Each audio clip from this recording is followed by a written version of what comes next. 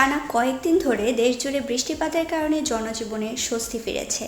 তপ্ত রোদের তীব্রতা কমে গিয়ে বর্তমানে দেশের সর্বত্র হিমশীতল আবহাওয়া বিরাজ করছে।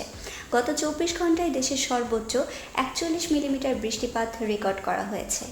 আবহাওয়া অধিদপ্তর জানিয়েছে, আগামী 5 দিনও দেশের বিভিন্ন অঞ্চলে বৃষ্টি অথবা বজ্রসহ বৃষ্টি হতে পারে এবং উত্তরাঞ্চলে বৃষ্টির প্রবণতা আরও বাড়ার সম্ভাবনা রয়েছে।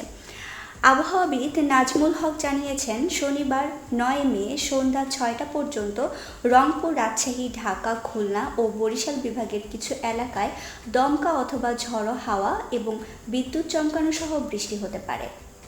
এরপর রোববার থেকে মঙ্গলবার সন্ধ্যা পর্যন্ত দেশের 8টি বিভাগেই অর্থাৎ রংপুর, রাজশাহী, ঢাকা, ময়মনসিংহ, খুলনা, বরিশাল, চট্টগ্রাম ও সিলেট বিভাগের 2-1 জায়গায় অস্থায়ীভাবে বৃষ্টি অথবা বজ্রসহ বৃষ্টির পূর্বাভাস দেওয়া হয়েছে।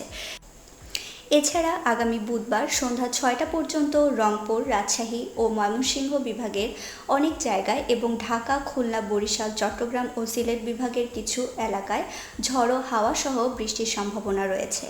অধিদপ্তর আরও জানিয়েছে, এই সময়ে উত্তরাঞ্চলে বৃষ্টিপাতের পরিমাণ আরও বাড়তে পারে।